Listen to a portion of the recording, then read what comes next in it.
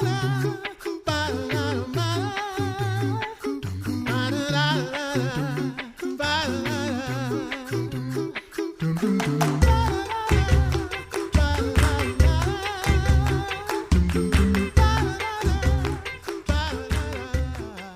listening to The Coffee Hour. I'm Andy Bates. I'm Sarah Gulseth.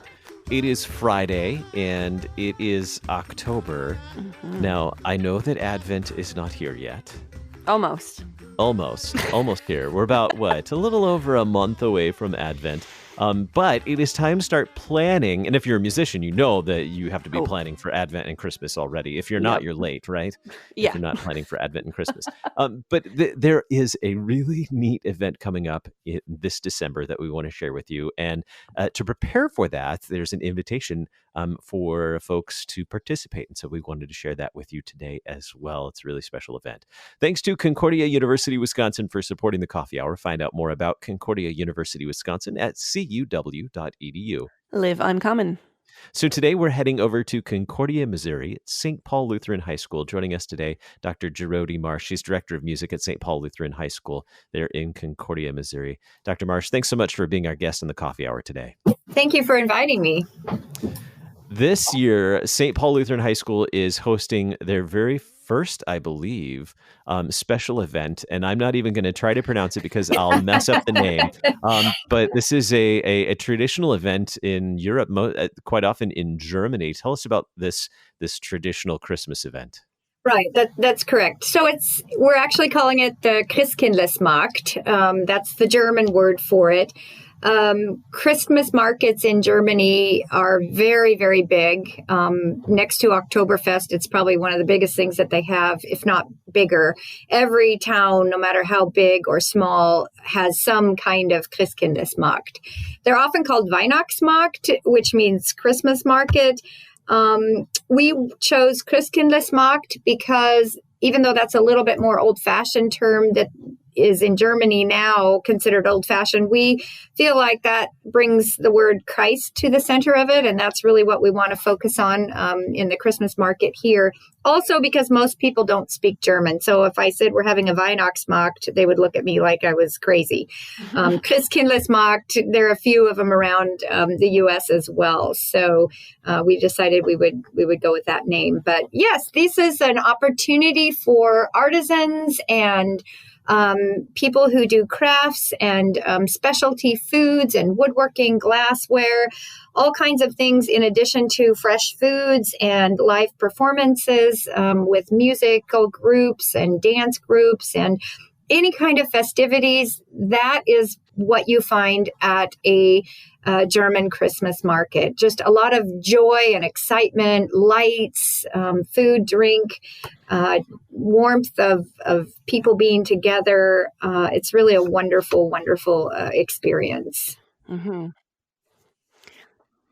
I have so many fond memories of the Christkindl Market in Chicago when I used to live there, and just all of the wonderful smells, the roasting nuts and the ornaments, and the candy market was the best part, of course.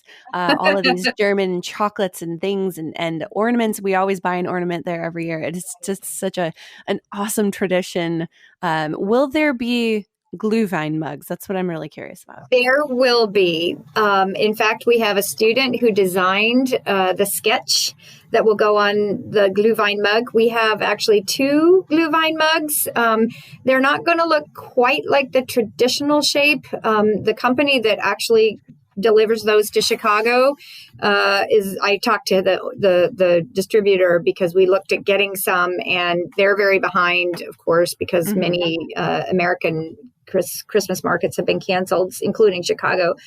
But we have something very similar, and we're hoping that next year they will be able to give us exactly what we want. The shipping is what's so expensive. But we will have something that is comparable because, as you probably know, every village or city in Germany has a mug with sketches of icons of what's important to the city. So Some cities, every city looks different on the mug, and every year there's a different sketch as well. So we are going to do that, and it's just a beautiful sketch of our town with the church and the cupola from the high school, and the clock tower in the park, Central Park, and some other things. There's a picture of a little silo because we're an agricultural community, all of those wonderful things. So we were very fortunate to have a student who could do that for us as well. So those are collectibles, and we're actually taking pre-orders for those right now. So it's that big of a deal. Yeah, you want one? Yeah.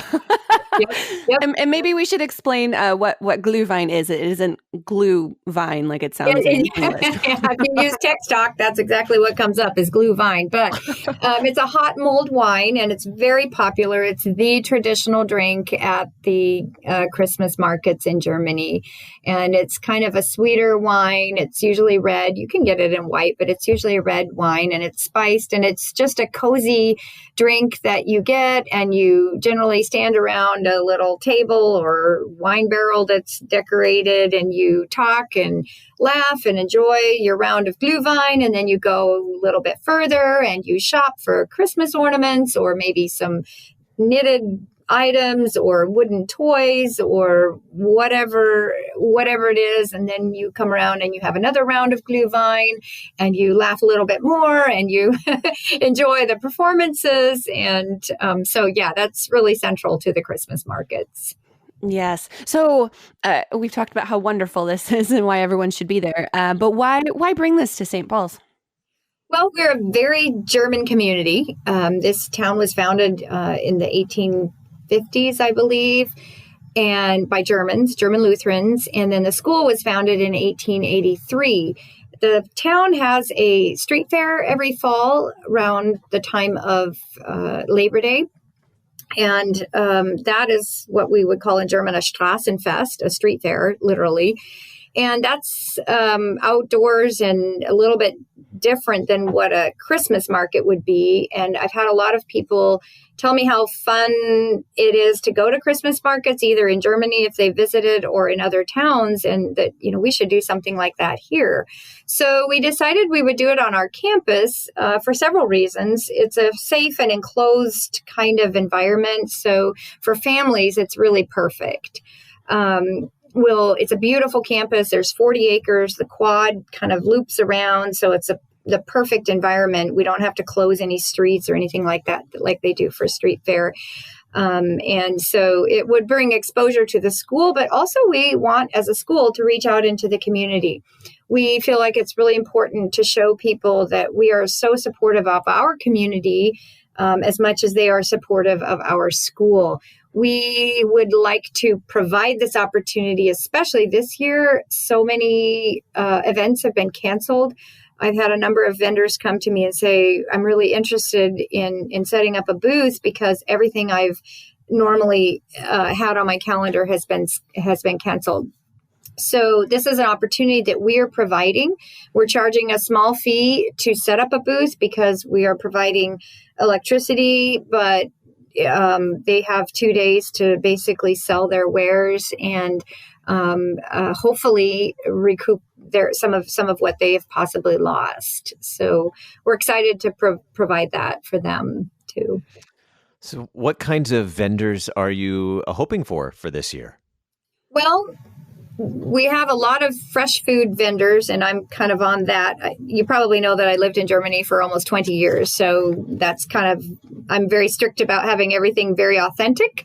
So we've got authentic food, everything from the Glühwein to the Bratwurst to the Kartoffelpuffer to everything else, geröstete Mandeln, which are your roasted nuts that you were talking about, all kinds of wonderful, wonderful foods. But we're also hoping for a lot of vendors. In fact, we already have some who do, for example, handcrafted wooden things, people who make wooden toys, or people who blow glass works, or who make ornaments, or people who knit shawls. We have somebody who's coming down from Michigan, who makes ceramics, does a lot of liturgical art, and makes mugs and different things like that. So we're hoping for a lot of artisans, people who really enjoy making unique things and would sell them because people don't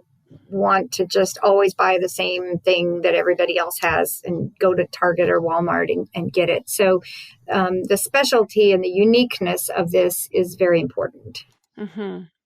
Yeah. If someone wants to come to visit this, what is the weekend going to entail for the Christkindlesmarkt?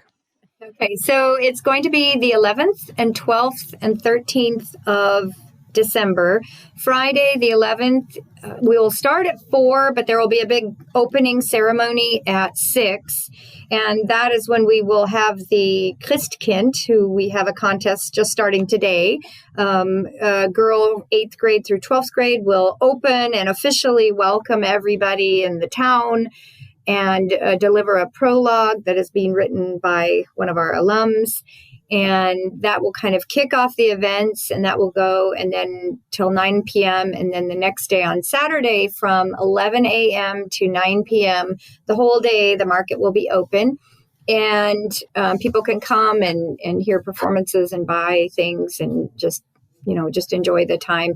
Sunday is the closing event, and that will be the concert. The school's choir will be giving their concert at 3 p.m. And at the intermission, the Christkind will draw the winning number. We have a lot of children's activities in addition to just selling things.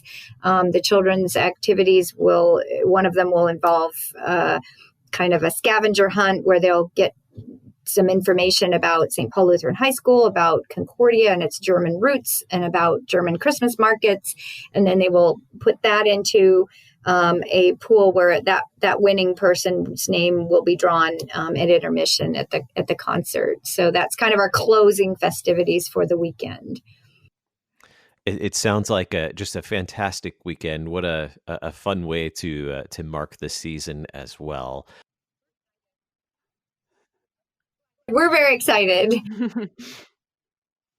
I just want to let you know, too, you can visit our website at www.splhs.org. You can also go to St. Paul Christkindlesmarkt on Facebook. That will give you information as well. And you can also email us at christmasmarket@splhs.org. And if someone wants to be a vendor, any specific information you'd like for them to have so they can find out more about becoming a vendor or an exhibitor? Yes, they can go to our website and under events, and the forms are there. The key thing there is they have to decorate in a traditional style. And so that's why the fee for renting a spot is a little bit lower. But they have to have garlands and lights and some kind of tent because most people don't have the German wooden huts. But we're moving in that direction, hopefully. So Very awesome. Good. And real quickly, for our listeners who might not be familiar with St. Paul Lutheran High School in Concordia, Missouri, what's unique about St. Paul Lutheran High School? Well, we are a boarding school, so we are a 40-acre campus with dorms and different buildings, and we are the last remaining LCMS residential high school, and we're proud to be that, and we'd love to have students come, and we're hoping that this will also introduce people to our high school as well. So it's a lot of levels. This is an important thing for us. So. Dr. Jurody Marsh, Director of Music, St. Paul Lutheran High School, Concordia, Missouri. Invitation for vendors for the Christmas market coming up this December 2020. And thank you so much for being our guest today, Dr. Jurody Marsh. Thank you. You're listening to The Coffee Hour. I'm Andy Bates. I'm Sarah Golseth.